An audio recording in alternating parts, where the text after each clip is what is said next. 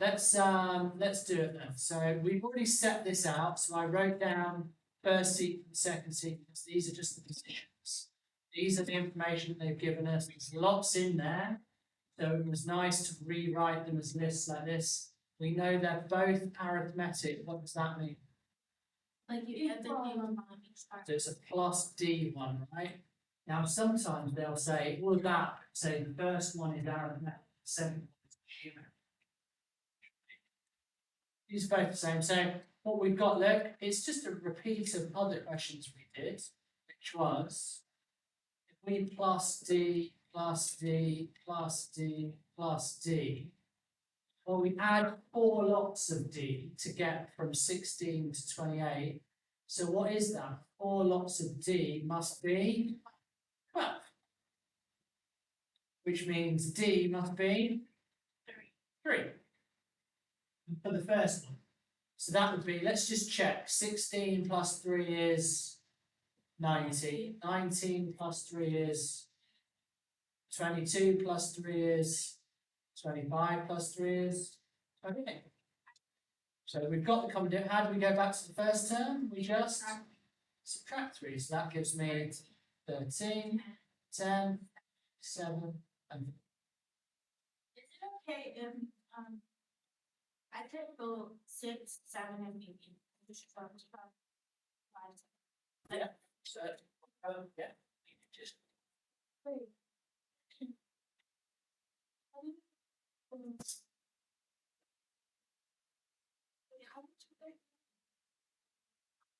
minus 3. If I go up this way, it's adding 3, yeah? But if I go the other way, how do I go back down the list? I have to subtract 3. So the common difference is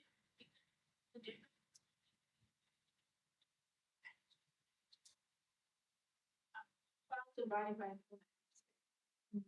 Yeah, so the information, exactly like you said, the information we were given was the 5th term is 16, and the 9th term is 28. So remember, I wrote down that that's 1, 2, 3, 4 lots of D. Right, 1, 2, 3, 4. Therefore, I've written here 4 lots of D is the entire jump from 16 to 28. So that is 12, as it says. So 4 Ds make 12.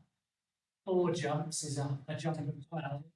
Each smaller jump must be a jump. So going up, it's plus 3, and going down, it's minus 3.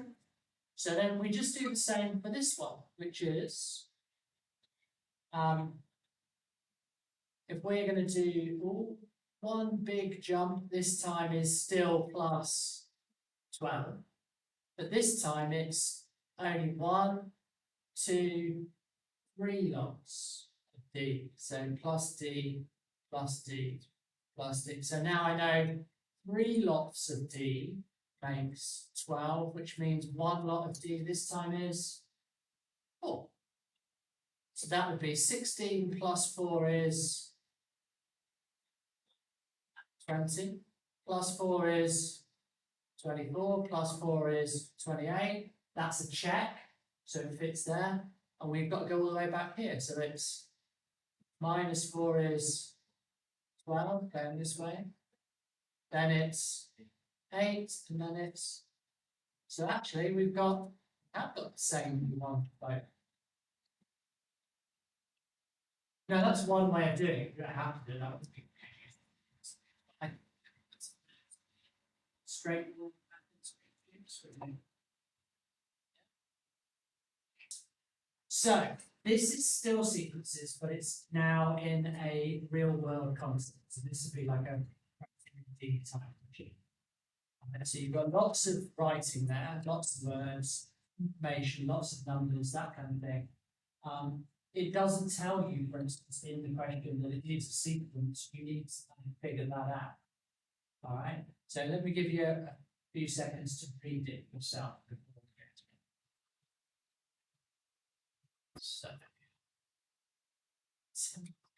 12 coach. 1, 2,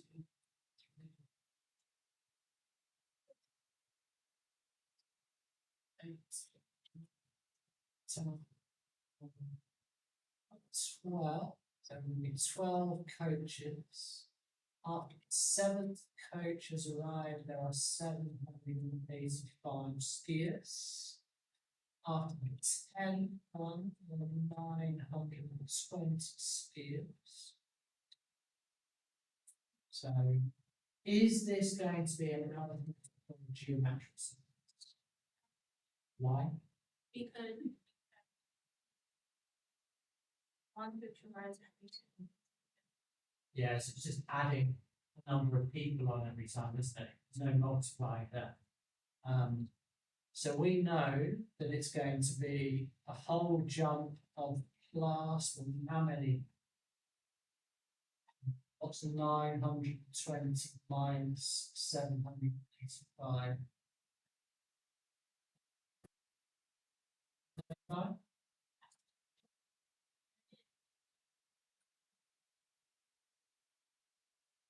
Okay, so then the whole thing is 135, we think. We've then got 1, 2, 3 jumps. So if we do that 135 divided by 3.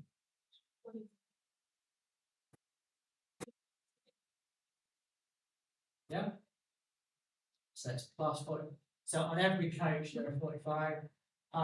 So actually we just need to plus 90, 2 lots of 45. So that makes 1,010 people.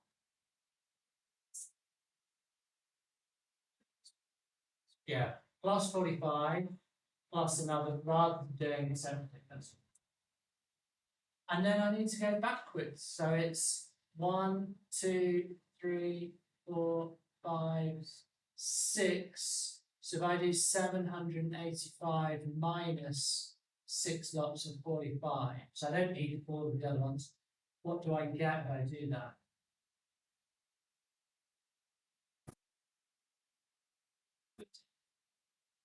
So this would be 785 minus 270. Yeah. So 785 minus 270 is 515. Is that what you said, Alistair? Now, the question then is, find the number of skiers that stayed overnight. So we've got the 12th coach. There's 1,010 people after the 12th coach. How many people stayed overnight?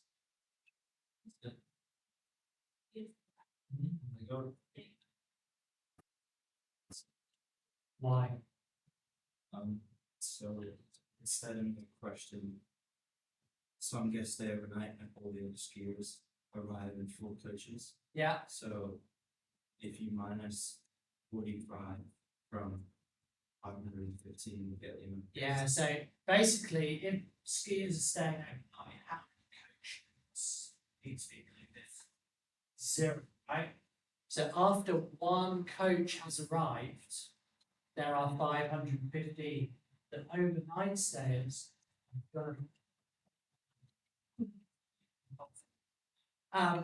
So before any coaches arrive, we have to do something not done before, which is consider 0. So if we subtract another 45, we get 470.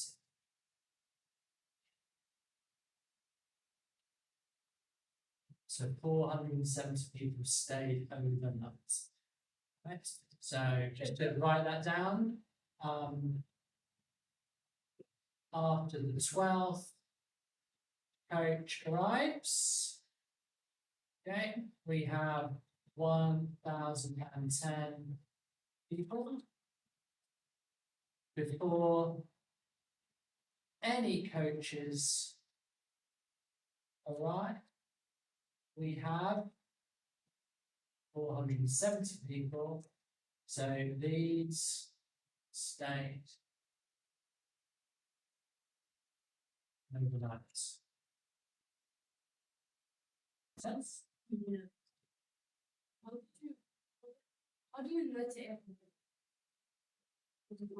I just said before, so the one represents one coach arriving, yeah? That one coach brings how many people? So each jump is, so that's 45 people on each coach. Yeah? So each jump is actually a coach arriving. Yeah, right? So after one coach has arrived, there are 515 people. Now, if there are only 45 on a coach, that means that this one coach only brought 45, means there must have been people there before, yeah? How many people were there before? 470. So the 0 represents no coaches have arrived at all. So this is the difference between it just being a sequence of numbers and saying the first number is 513 and the second. This is now a sequence in a real world context. So the 1 is not just the position in the sequence, it's 1 coach load, 2 coach loads, 3 coach loads, and so on. Any other questions? Feel free to carry on with the next question.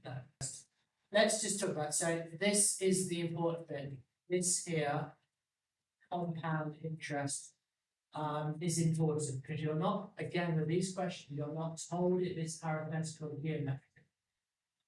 So you kind of need to understand how compound interest is calculated. What are the 2 types of interest that remember?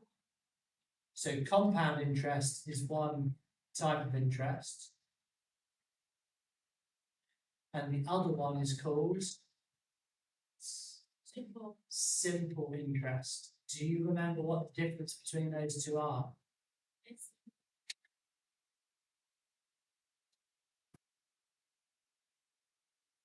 Yeah, so this will be an arithmetic sequence. This one will be a geometric sequence. So this will be times by something, and this will be. Now, do you understand the difference in real world sense between compound interest and simple interest? No? So, if I lend you $100, I would expect you to pay it back, right?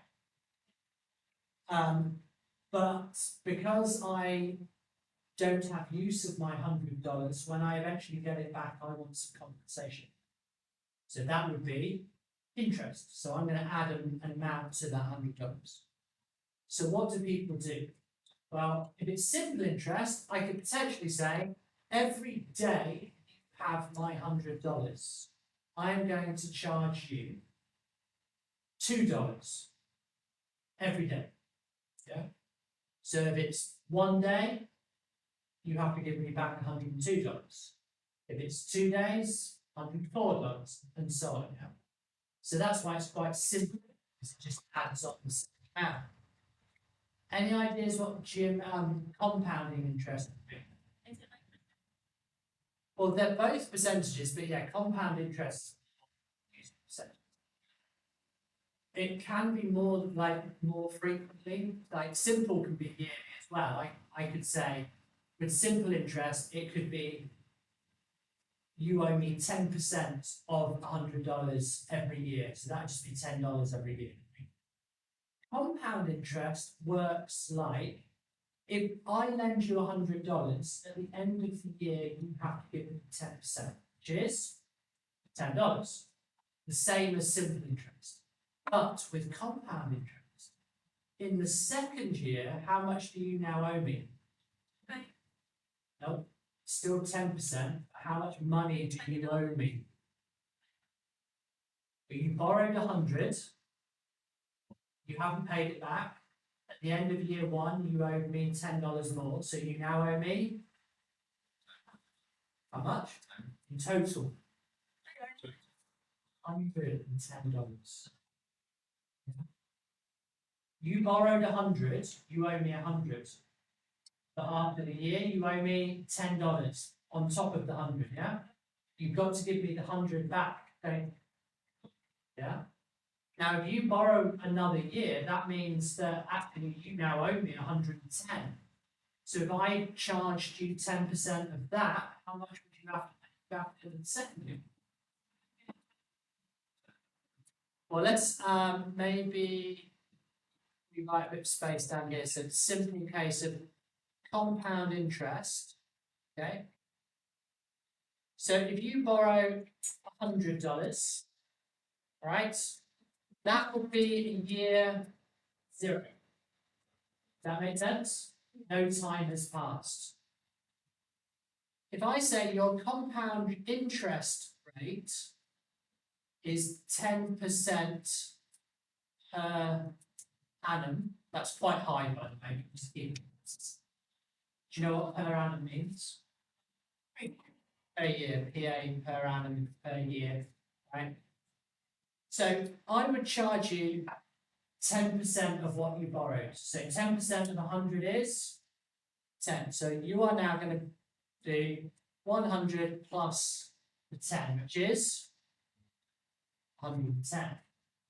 Yeah. All right. At the end of year 2, though, how much do you owe me? You owe me 110 still. Why you've got this 120 in your stance on that. We've got to do 10% of 110, which is 11. So this time it's going to be 110 plus 11, which would actually be 121. Sorry.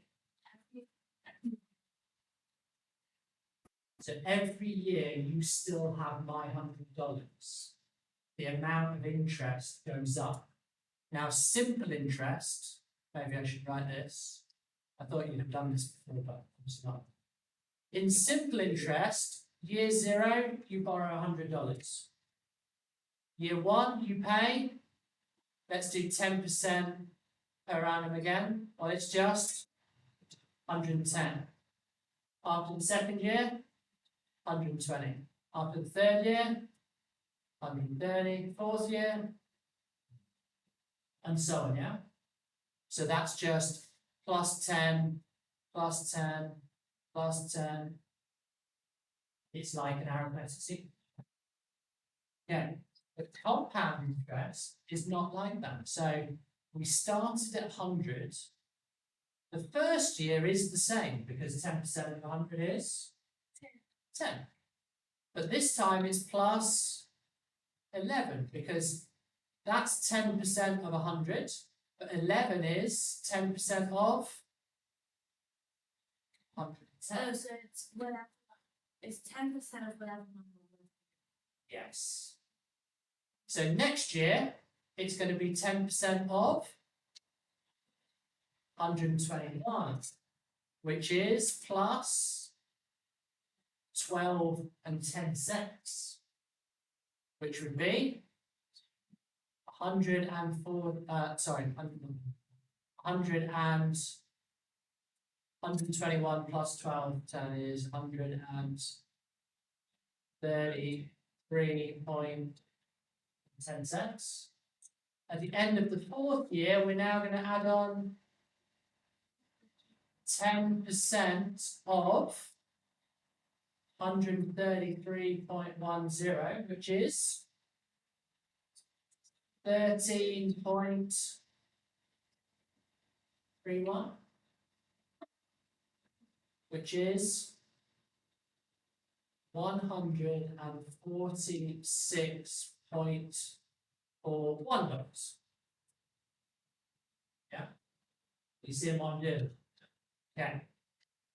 So can you see how after 4 years, look, the difference between simple interest and compound interest is an extra $6. Yeah. Which one do you think banks use? Compound. Yeah. So the interest rate both times is 10%. I've kept it simple. All right.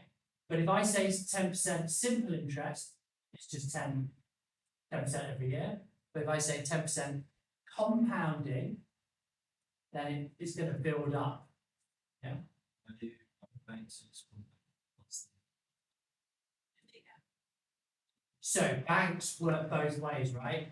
They pay you interest, but if you borrow money from a bank, you pay them interest, right?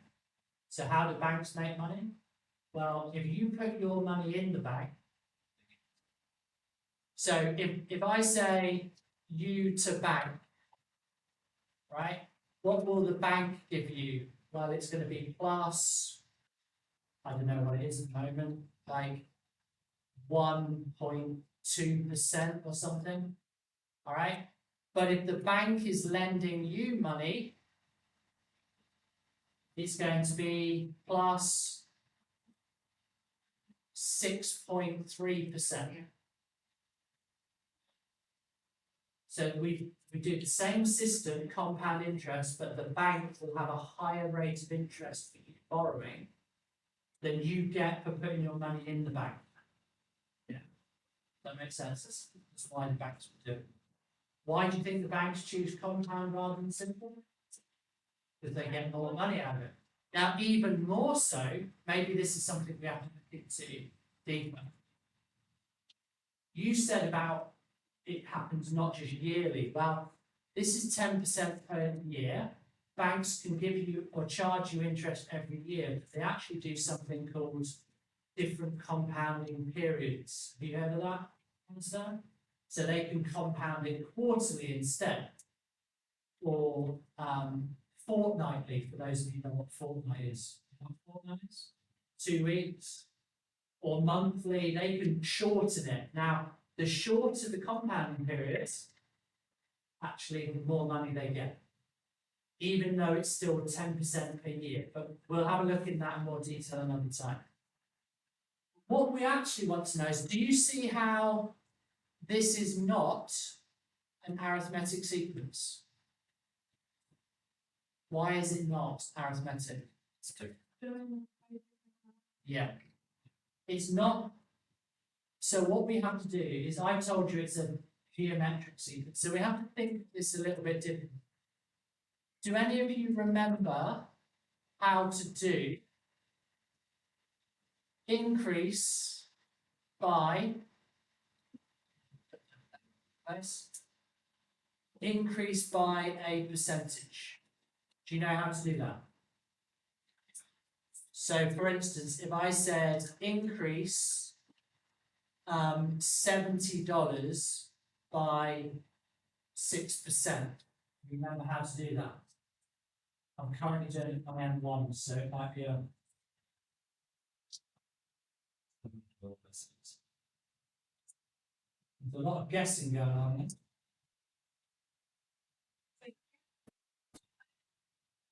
There's the question.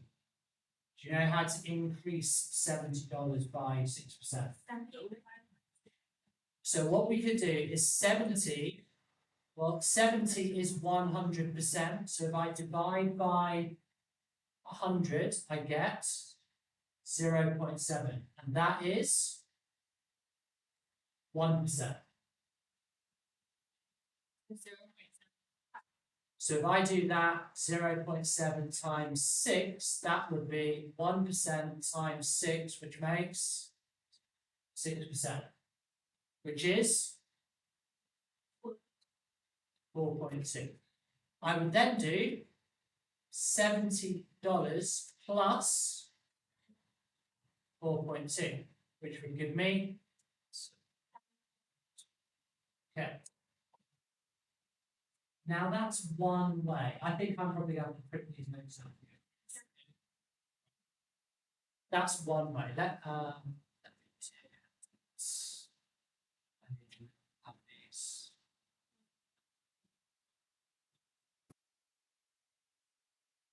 Do some.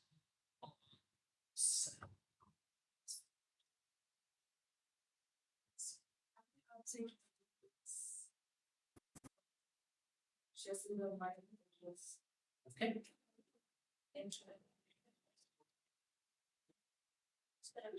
Remember to catch up, we are video, right.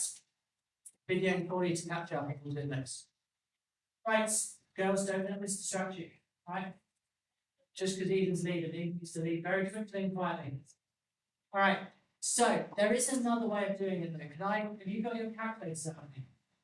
Alright, instead of doing this bit, right, can you do on your calculators, can you do 70 multiplied by 0.7? What do you get?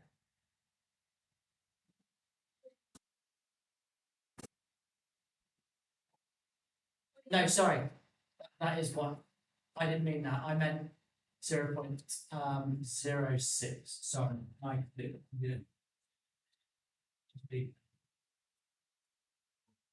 4.2. Sorry, I'm getting closer because it's moving. All right. What do you notice we did there? What answer did we get?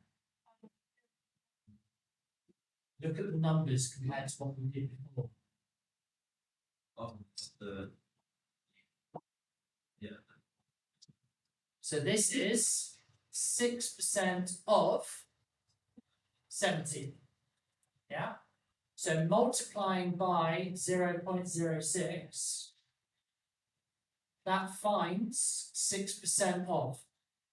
Yeah. I'm going to ask you to do another thing for me. Instead of that, can you multiply by 1.06? Tell me what the answer is. Barney, do it. We will do it. And then have a look at the numbers, tell me what you notice. What's it? What do you notice? It's this answer, yeah? All right. Based on what I just said, what do you think multiplying by 1.06 does? It finds.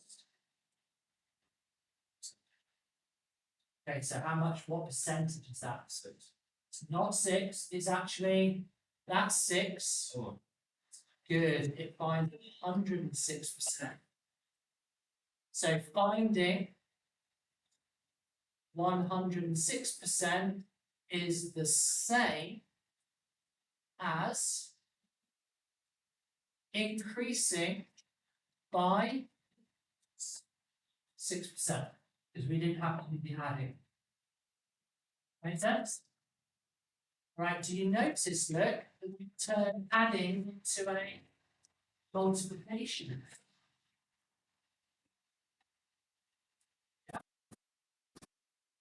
So, compound interest can actually be found by doing multiplication. So let me ask you this. So do $70 times 1.06 times 1.06 again and tell me what answer you get.